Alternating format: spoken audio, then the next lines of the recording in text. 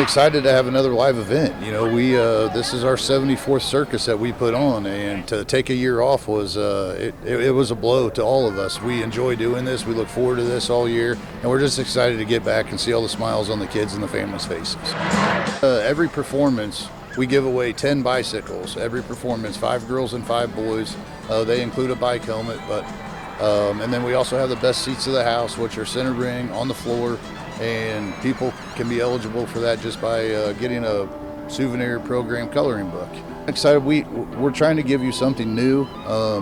We have a new ringmaster, Andre McLean. He's been in the industry for years, and we're excited to have him. And again, some acts that we've never had, and we're just excited for the community to come out and see a great live event.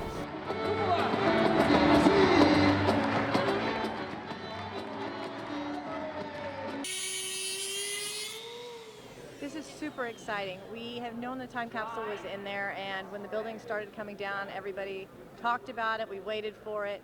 They pulled it out May 5th, and the residents knew that we were going to open it as soon as we could. We held the event and reached out to the community who knew the history of it but really wanted to see what was left in there. The most exciting thing for me was the blueprints. We do not have any blueprints from that building, and somehow they managed to stuff some blueprints in the box. We have a 1930s yearbook. That's really exciting.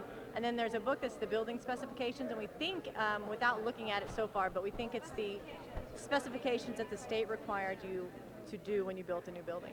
My father told me about this time capsule over 40 years ago when I was growing up, when I was attending school. I remember stopping at the corner of the building, seeing the cornerstone, and we were headed out. I can't remember what it was for. I think it was a game maybe or something. And my father said, now there's a time capsule in there. And he said, when they tear that building down, and they will in your lifetime, he said, you make sure that you tell people that there's a time capsule. It's bittersweet. Everybody misses the old building. Everybody here went to that building. We miss it, but at the same time, it's very exciting because the students now have a new middle school. It's state of the art. It's got all new tech. It's not cobbled together from 1930 like the old building was. We had the 8th grade class come through and actually look at the time capsule before we even opened it, just to check it out. I think they see the continuity. You know, we had football teams in 1930. We still have football teams. We had seniors and juniors, and it's the same thing now. So I think they understand that they're part of the larger chain of history that is in our district. My children never got to meet their grandfather, and so for my children to be here and to also see some of the people that were here that I know were students of my father, Mr. Gentle there. It's just amazing. You know what I mean? I'm glad that they got to see it. They got to see us, you know, papers that were, you know, locked away for all these years that belonged to their granddad, you know.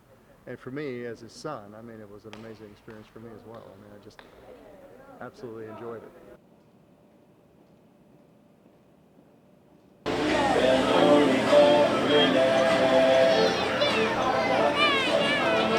But, you know, we found that a lot of businesses and a lot of individuals here in the community are eager to try to help out the fair if they can. And so I think that they've seen the progress we've made so far and are looking forward at what we're going to do. And so it's kind of a reassuring feeling. I think that people, you know, now that we're past the pandemic, they want to get out and do something. And going to a county fair, they're just creating those memories that they had for the next generation. One thing we really want to promote for this year's fair is for any Illinois resident who's a 4-H or FFA age student. There's an Ag Public Speaking competition, which is Friday of the fair at 1 p.m. in the Ag Expo building. We're giving away cash prizes for that, so it kind of fits our ag education piece, as well as we're really promoting anybody in the public if they've got something in their garden they're growing, if you like to bake, if you like to cook, if you've got farm products such as corn or soybeans, please sign up and come show those things in this year's fair. Come to the fair. It's a lot of fun. Yeah.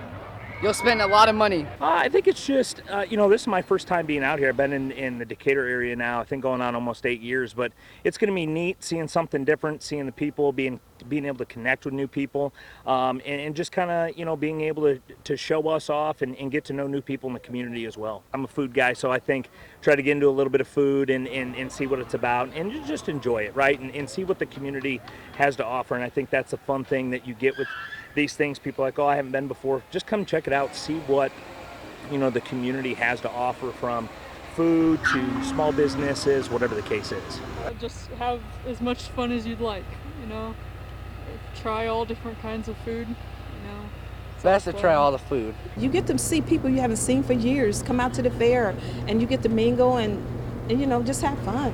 But it's really growing, and we get a lot of traffic through here. And come on out and just shop, eat, ride, mingle, fellowship. Have a good time.